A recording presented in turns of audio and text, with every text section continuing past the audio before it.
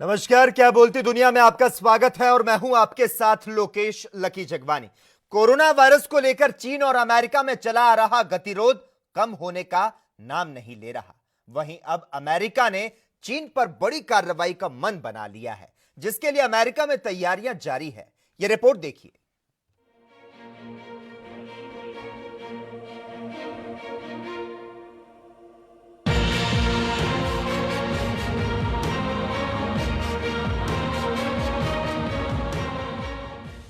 पूरी दुनिया में कोरोना वायरस को लेकर जंग जारी है। अमेरिका लगातार चीन को इस वायरस के लिए जिम्मेदार ठहरा रहा है। अमेरिकी राष्ट्रपति डोनाल्ड ट्रंप विश्व स्वास्थ्य संगठन पर भी पक्षपात का आरोप लगा चुके हैं।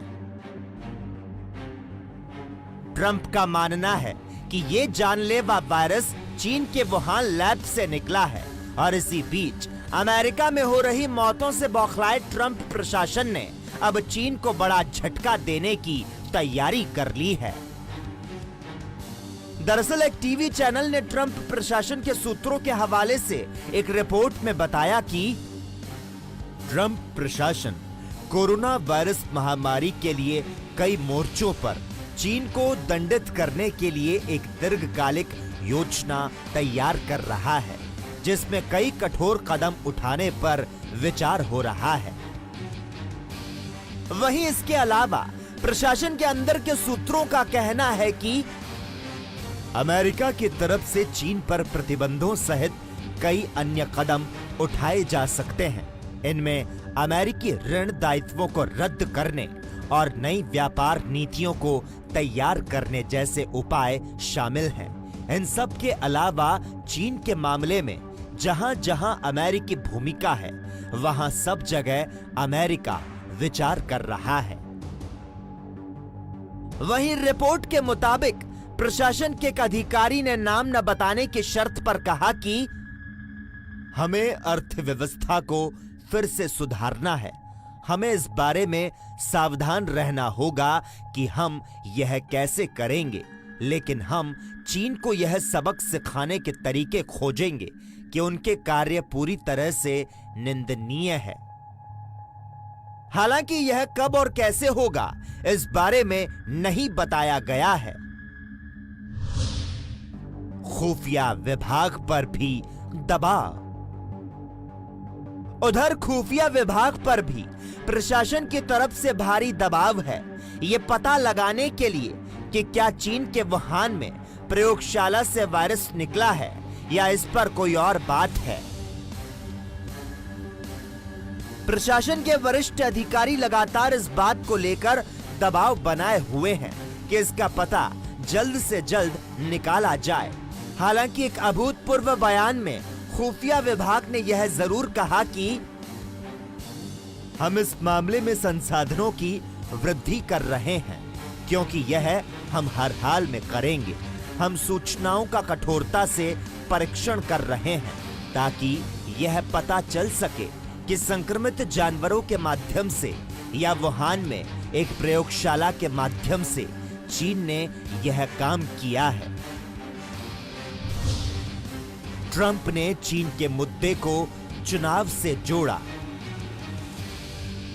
उधर अमेरिकी राष्ट्रपति डोनाल्ड ट्रंप लगातार चीन पर हमलावर है। ट्रंप ने गुरुवार को व्हाइट हाउस में संवाददाताओं से कहा कि चीन उन्हें फिर से राष्ट्रपति के रूप में देखना नहीं चाहता है, क्योंकि अमेरिका उनके व्यापार सौदे के माध्यम से काफी लाभ प्राप्त कर रहा है। साथ ही ट्रंप ने अपने विपक्षी उम्मीदवार बिडेन पर निशाना साधते हुए कहा कि चीन स्लीपी जो बिडेन को राष्ट्रपति बनते हुए देखना चाहता है। दरअसल ट्रंप प्रशासन को इस बात का डर है कि चीन की रणनीतिक चुनौती और प्रशासन के भीतर बढ़ते आपसी संदेह के बीच अमेरिका चीन की झड़प बढ़ती जा रही है। इससे डोनाल्ड ट्रंप के लिए अगले कार्यकाल को बचाना मुश्किल ना हो जाए। गौरतलब है कि चीन के बढ़ते वर्चस्व ने ट्रंप प्रशासन के अंदर खलबली मचा दी है। अमेरिका हर हाल में अब चीन को जवाब देना चाहता है। चाहे वो रणनीतिक तौर पर हो या आर्थिक तौर पर। News desk special report ANP news.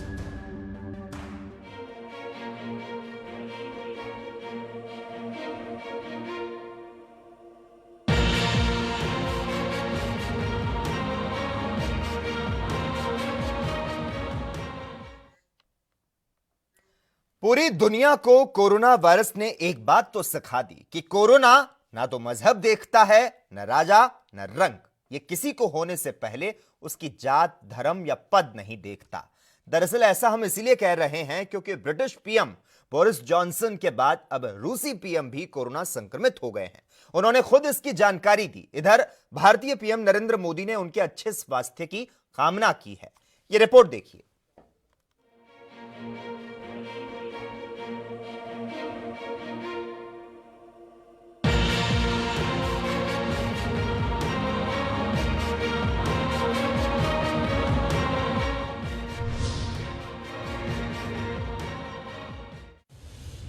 दुनिया के बड़े बड़े दिग्गजों को अपनी चपेट में लेने के बाद अब कोरोना ने रूस के प्रधानमंत्री मिखाइल मिशुतिन पर हमला बोला है। रूस के प्रधानमंत्री मिखाइल मिशुतिन कोरोना पॉजिटिव पाए गए। मिशुतिन ने खुद इस बात की जानकारी दी। इसके बाद दुनिया भर के नेता पीएम मिशुतिन के जल्द सेहतमंद होने की दुआ मांग रहे हैं। और इसी कड़ी में देश के प्रधानमंत्री नरेंद्र मोदी ने भी रूसी प्रधानमंत्री के बेहतर सेहत की कामना की और इसे लेकर पीएम मोदी ने एक ट्वीट किया जिसमें उन्होंने लिखा कि जल्दी ठीक होने और अच्छे स्वास्थ्य के लिए रूसी पीएम मिखाइल मिशुतिन को मेरी शुभकामनाएं। हम कोरोना महामारी को हराने के प्रयासों में अपने करीबी मित्र रूस के साथ खड़े हैं। वहीं इसके पहले कोरोना पॉजिटिव होने के बाद रूसी प्रधानमंत्री मिखाइल मिशुतिन ने खुद को क्वारंटीन कर लिया। रूसी प्रधानमंत्री मिखाइल मिशुतिन ने शुक्रवार को राष्ट्रपति व्लादिमीर पुतिन को बताया कि उन्हें कोरोना वायरस हो गया है और इसके बाद प्रथम उप प्रधानमंत्री आंद्रेई बेलोसोव को अस्थायी रूप से मिशुतिन का कार्यभार सौंपा गया। लेकिन कोरोना संक्रमित होने के बाद भी रूसी अर्थव्यवस्था को मजबूत करने के लिए मिशुतिन नीतियां बनाने को लेकर होने वाली बैठकों में भाग लेते रहेंगे। रूस में प्रधानमंत्री अर्थव्यवस्था के मामलों को देखते हैं और राष्ट्रपति को रिपोर्ट करते हैं। बता दें कि राष्ट्रपति व्लादिमीर पुतिन ने इसी साल जनवरी में 54 वर्षीय मिशुतिन को प्रधानमंत्री नामित किया था। रूस में 1 लाख से ज्यादा लोग हुए संक्रमित। गौरतलब है कि रूस में कोरोना संक्रमित मरीजों की संख्या 1,14,000 की संख्या को पार कर चुकी है, जबकि मरने वालों का आंकड़ा 1100 के पार पहुंच चुका है। इन आंकड़ों को देखते हुए रूस में अन्य यूरोपीय देशों की तरह खतरा बढ़ गया है। दूसरी तरफ पीएम मोदी ने अपने रूसी मित्र को हर संभव मदद का आश्वासन दिया है। News desk special report ANP news.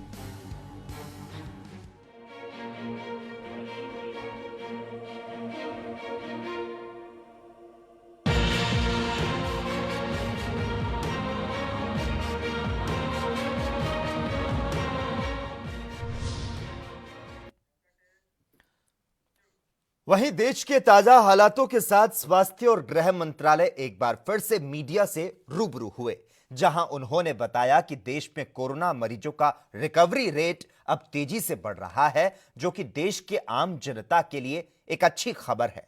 एक रिपोर्ट देखिए।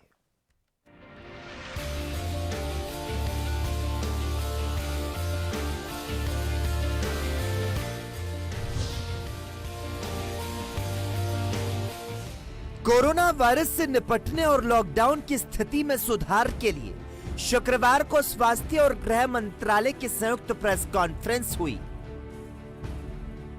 जिसमें स्वास्थ्य मंत्रालय के संयुक्त सचिव लव अग्रवाल ने जानकारी देते हुए बताया कि पिछले 24 घंटे में भारत में 1993 पॉजिटिव मामले सामने आए, जिससे कुल मामले 35,043 हो गए। इनमें से 25,007 सक्रिय मामले हैं। पिछले 24 घंटों में भारत में कोविड-19 के 1993 कंफर्म केसेस आए हैं, जिससे कि हमारी टोटल कंफर्म केसेस की संख्या अब 35,043 केसेस हो चुकी है। इनमें से 25,007 cases presently active medical supervision में हैं। लगातार बढ़ रहा कोरोना का रिकवरी रेट। वहीं इसके साथ ही संयुक्त सचिव ने बताया कि पिछले 24 घंटे में देखें तो 564 लोग ठीक हुए, जिससे कि हमारे यहां ठीक हुए मरीजों की कुल संख्या बढ़कर 8,889 हो गई। इस तरह हम देखते हैं तो पाते हैं कि हमारा रिकवरी रेट निरंतर बढ़ते हुए अब 25.37% हो चुका है। कोरोना से अब तक देश में 1,147 लोगों की मौत हो चुकी है, जबकि पिछले 24 घंटे में कोरोना से 72 लोगों की मौत हुई है। अगर हम पिछले 24 घंटे में देखें तो 564 पेशेंट्स क्योर हो चुके हैं, जिससे कि हमारी total tally of recovered cases बढ़कर अब 8,888 हो चुकी है। इस तरीके से हम देखते हैं तो हम पाते हैं कि हमारा रिकवरी रेट निरंतर बढ़ते हुए अब 25.37% हो चुका है। प्रवासी लोगों को ट्रेन से जाने की अनुमति। वहीं प्रेस कॉन्फ्रेंस में गृह मंत्रालय की तरफ से बताया गया कि रेलवे ने करीब 13 लाख वैगनों के जरिए आवश्यक वस्तुओं की आपूर्ति सुनिश्चित कर दी है और साथ ही प्रवासी मजदूरों को अपने गृह राज्य वापस जाने के लिए ट्रेन से जाने की इजाजत दे दी है। आज गृह मंत्रालय ने आदेश जारी कर उन लोगों की आवाजाही की अनुमति रेल द्वारा भी दी है जो लॉकडाउन की वजह से फंसे हुए हैं, जैसे स्टूडेंट्स, माइग्रेंट लेबर, टूरिस्ट और पिलग्रिम्स। इसके लिए संबंधित राज्य सरकारें एवं रेलवे बोर्ड उचित व्यवस्था करेंगे और सभी हेल्थ प्रोटोकॉल्स का अनुपालन सुनिश्चित करेंगे। मजदूरों के लिए चली स्पेशल ट्रेन।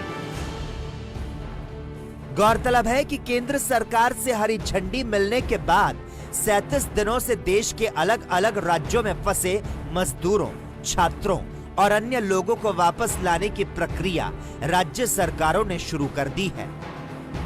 राज्य सरकार की मांग पर रेल मंत्रालय ने पहली स्पेशल ट्रेन चलाई, जो शुक्रवार की सुबह तेलंगाना के लिंगमपेल्ली में फंसे मजदूरों को लेकर झारखंड के लिए रवाना हुई।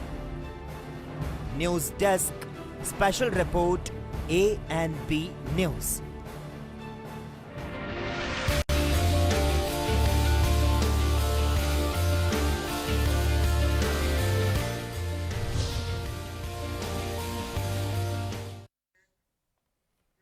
उधर जिला कुल्लू में जहां बाहरी राज्यों से छात्रों को लाया जा रहा है, तो वहीं अब कुल्लू में रह रहे मजदूर भी अपने घर वापस जाने के लिए प्रशासन के पास आवेदन कर रहे हैं। लेकिन अब इन लोगों के सामने एक और परेशानी खड़ी हो चुकी है, जिसके चलते अब ये मजदूर परेशानी में आ गए हैं। एक रिपोर्ट देखिए।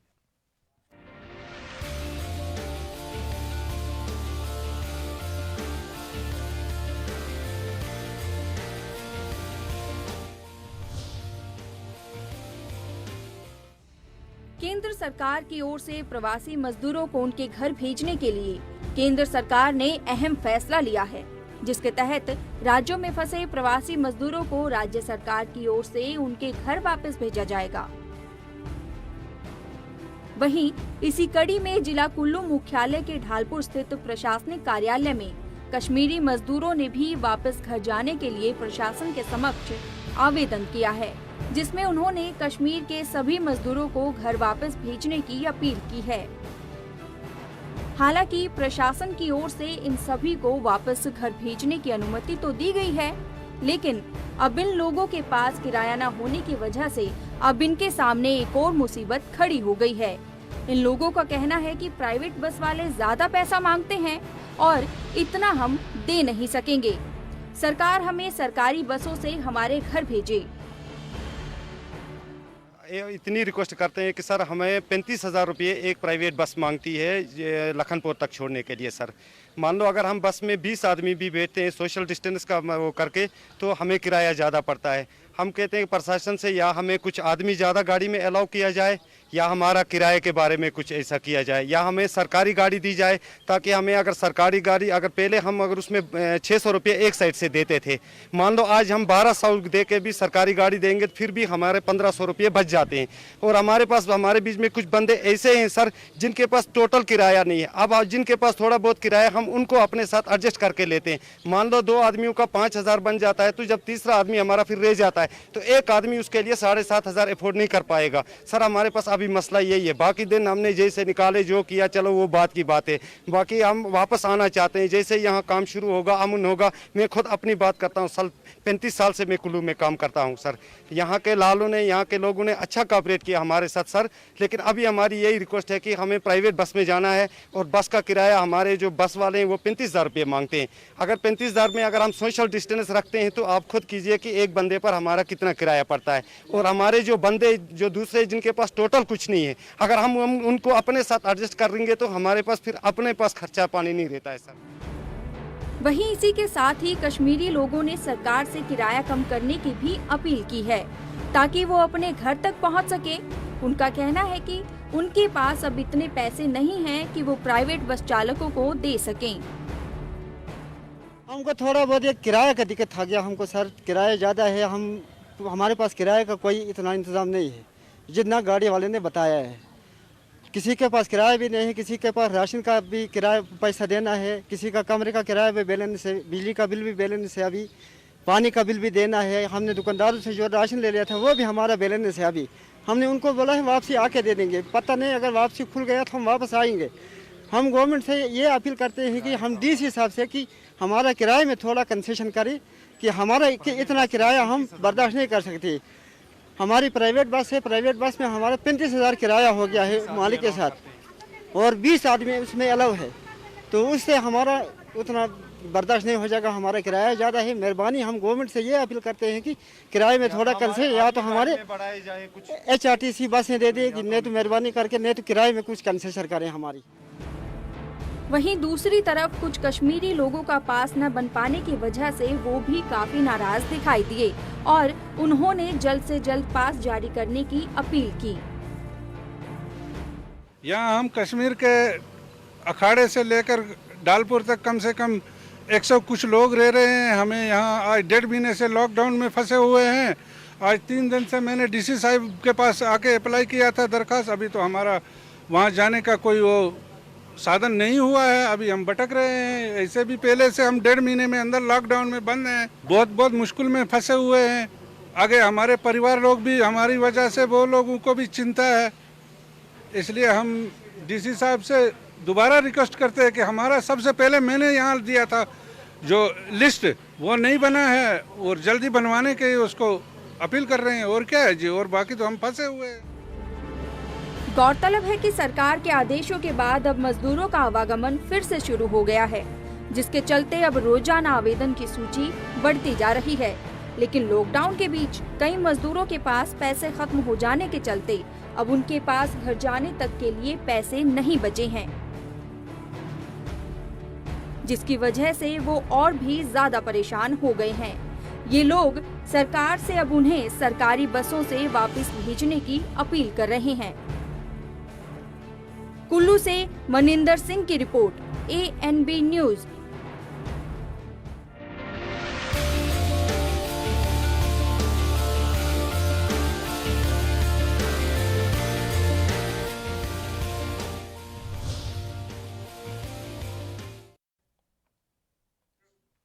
वहीं देश में आज भी कई ऐसे क्षेत्र हैं जहां लोग सरकार की मूलभूत सुविधाओं से कोसों दूर हैं।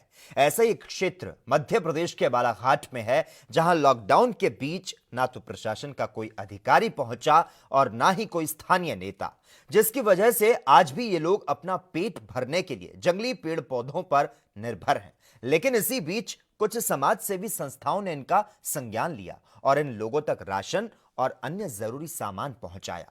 ये रिपोर्ट देखिए।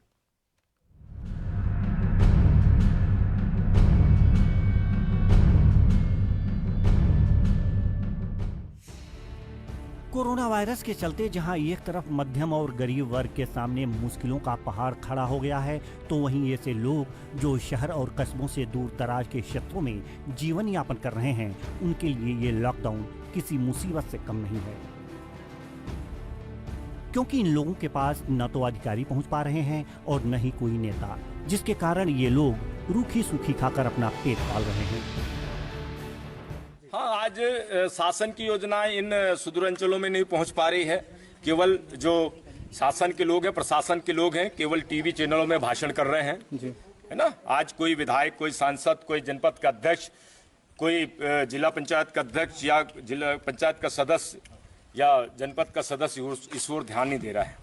हमने देखा है बहुत सारे, हमें बैगा समाज के लोग हैं, आदिवासी समाज के लोग हैं, यही नहीं, हमने पवार समाज, कलार समाज, ग्वारी समाज और अन्य और भी जो समुदाय इस क्षेत्र में निवास करते हैं, उनकी भी बहुत बुरी हालत है। हम इस समय, इस लॉकडाउन के समय में किसी भी जाति, किसी धर्म या किसी वर्ग विशेष का ध्यान नहीं दे रहे हैं। हम सभी समस्त मानव समाज की ओर, और आज इस मानव जाति को किसी भी तरीके से तकलीफ ना हो, इसलिए हमारी जो टीम है, जो हमारी टीम है, जो आयोजक टीम है, जो इन सुदूर अंचलों में काम कर रही है, इन टीमों ने इसको चयनित किया। और हम चाहते हैं कि ज़्यादा से ज़्यादा उन मजबूर लोगों पर, उन आवश्यकतामंद लोगों के पास में हम खाद्यान्न पहुंचाएं। दरअसल मध्य प्रदेश के बालाघाट स्थित वनांचल ग्राम में रहने वाले ग्रामीण मूलभूत सुविधाओं से कोसों दूर हैं।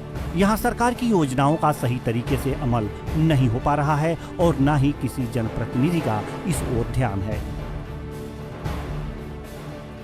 ऐसे में कुछ समाज सेवी संस्थाओं की ओर से इन लोगों की सहायता के लिए कदम बढ़ाए गए हैं, जो इन लोगों तक राशन पहुंचा रहे हैं।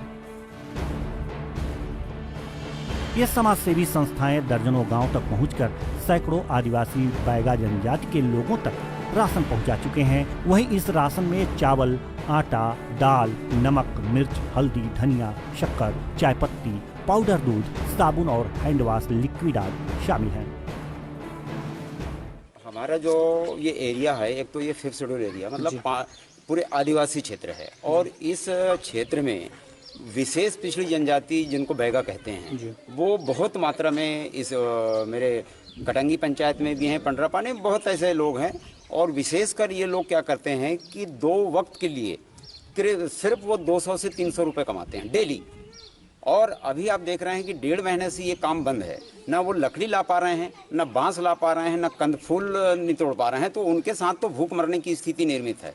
अपने बच्चों को वो गोदी में लेकर या पीठ में लेकर के जंगल जाते हैं, और वैसे लोगों के साथ क्या परिस्थिति निर्मित हो रही है, इस बात को आप लोग भी समझ रहे हैं। और हम तो शासन से यही मांग करते हैं कि ऐसे लोगों को जो है उनकी जो मूलभूत सुविधा है, मूलभूत सुविधा में रोटी, कपड़ा और मकान, ये उनके लिए उपलब्ध हो। और विशेषकर जो है भोजन के लिए बहुत तड़प रहे हैं। कई प्रकार के ऐसे पेड़ हैं जिसकी भाजी को वो जो है सब्जी के रूप में सेवन कर रहे हैं। आज की स्थिति में ये है।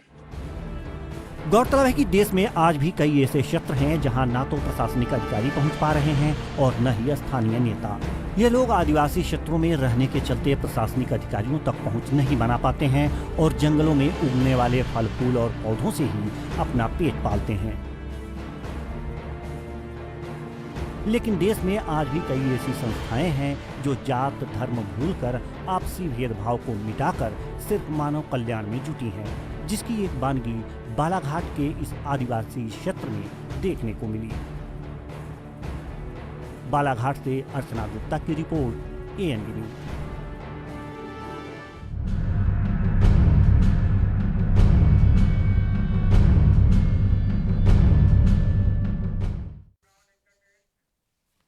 और इसी के साथ ही क्या बोलती दुनिया में इतना ही, लेकिन तमाम अहम खबरों के लिए लगातार आप जुड़े रहिए और देखते रहिए ANB न्यूज।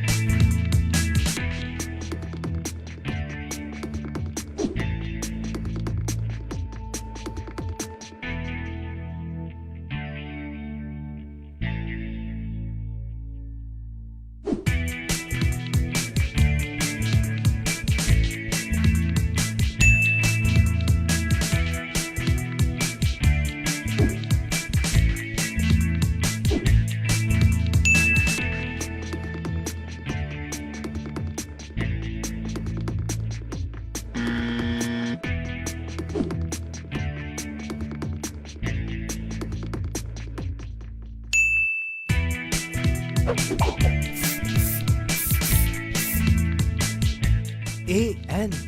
न्यूज ने ठाना है, कोरोना को हराना है। आपके हित में जारी।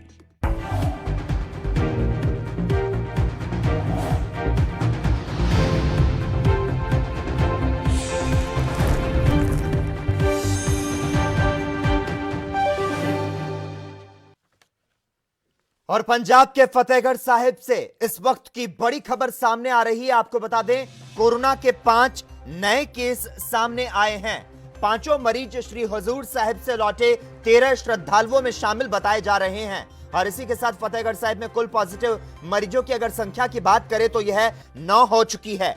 कोरोना ने फतेहगढ़ साहिब जिले में भी अपनी दस्तक दे दी है और पंजाब में कोरोना वायरस से कहर टूट पड़ा है। आपको बता दें, इस वक्त की बड़ी खबर पंजाब के फतेहगढ़ साहिब से आ रही है। फतेहगढ़ साहिब में श्री हजूर साहिब से लौटे 13 श्रद्धालुओं में से 5 की रिपोर्ट पॉजिटिव आई है। ये श्रद्धालु 29 अप्रैल देर रात फतेहगढ़ साहिब के जिला अस्पताल पहुंचे थे और एक कंबाइंड ड्राइवर भी कोरोना पॉजिटिव पाया गया। जिला फतेहगढ़ साहिब में अब कोरोना पॉजिटिव की संख्या की बात की जाए तो यह 9 हो चुकी है, जिनमें से 2 मरीज हालांकि ठीक भी हो चुके हैं। और इस खबर पर तमाम जानकारी देने के लिए हमारे साथ संवाददाता गुरदीप सिंह फोन लाइन पर जुड़ चुके हैं। गुरदीप सिंह, आपसे जानना चाहेंगे, कोरोना ने फतेहगढ़ साहिब जिले में दस्तक दे दी है और इस बीच जो बड़ी खबर आ रही है, फतेहगढ़ साहिब में श्री हजूर साहिब से लौटे 13 श्रद्धालुओं में से 5 की रिपोर्ट जो है वो पॉजिटिव आई है। तमाम अपडेट चाहेंगे इस बाबत, गुरदीप। जी, मैं आपको बताना चाहूँगा, फतेहगढ़ साहिब में जो है पहले 2 जमाती जो थे, जमात से संबंधित जो महिलाएं थी वो पॉजिटिव आई थी, लेकिन वो ठीक हो चुकी थी। तो अभी उसके बाद जो है एक कंबाइंड ड्राइवर जो है वो पॉजिटिव पाया गया है। तो अब जो रिपोर्ट आई है, आज 6 लोगों की रिपोर्ट आई है। 13 जो हजूर साहब से आए थे श्रद्धालु, उनमें से 5 की पॉजिटिव आई है और एक और जो ड्राइवर है, कंबाइंड ड्राइवर है, उसको पॉजिटिव पाया गया। जी गुरदीप, क्या इससे माना जाए कि अब राज्य में, पंजाब में सभी जिले जो हैं वो कोरोना से प्रभावित हो चुके हैं? जी बिल्कुल, पंजाब के लगभग सभी जिलों में जो कोरोना है, कोरोना अपना कहर ढा रहा है। सभी जिलों में जो कोरोना के पेशेंट जो है, जो मरीज हैं, वो उनकी संख्या बढ़ती जा रही है। कहीं ना कहीं ये बहुत बड़ा जो है चिंता का विषय है। इसका बहुत ज्यादा इस पर ध्यान देने की जरूरत है। जी गुरदीप सिंह, धन्यवाद तमाम जानकारी देने के लिए। तो इस वक्त की बड़ी खबर पंजाब के फतेहगढ़ साहिब से, जहां श्री हजूर साहिब से लौटे 13 श्रद्धालुओं में से 5 की रिपोर्ट जो है वह पॉजिटिव आई है। आपको बता दें, ये श्रद्धालु 29 अप्रैल देर रात फतेहगढ़ साहिब के जिला अस्पताल पहुंचे थे और एक कंबाइंड ड्राइवर भी कोरोना पॉजिटिव पाया गया है। जिला फतेहगढ़ साहिब में अब कोरोना पॉजिटिव की जो संख्या है वह कुल 9 हो चुकी है, जिनमें से 2 मरीज जो हैं वह अब ठीक भी हो चुके हैं। तो पंजाब में कोरोना वायरस से जो कहर है वो टूट पड़ा है और कोरोना ने फतेहगढ़ साहिब जिले में भी अपनी दस्तक दे दी है।